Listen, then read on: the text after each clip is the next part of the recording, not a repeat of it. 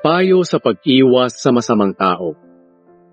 Anak, dinggin mo ang turo at pagtutuwid sa iyong pag-uugali ng iyong mga magulang. Dahil ito'y makapagbibigay sa iyo ng karangalan, katulad ng koronang gawa sa bulaklak, at makapagpapaganda katulad ng kwintas. Anak, huwag kang padadala sa panghihikayat ng mga taong makasalanan.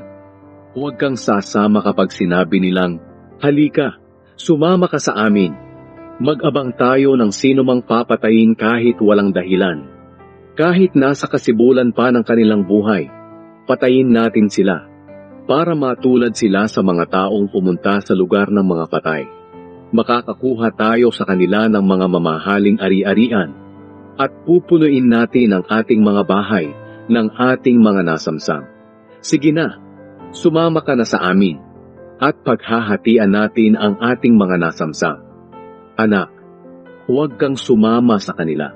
Iwasan mo sila, sapagkat mabilis sila sa paggawa ng masama at sa pagpatay ng tao.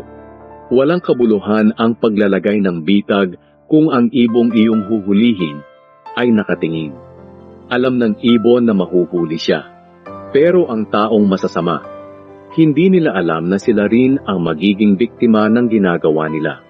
Ganyan ang mangyayari sa mga taong ang ari-arian ay nakuha sa masamang paraan. Mamamatay sila sa ganoon ding paraan.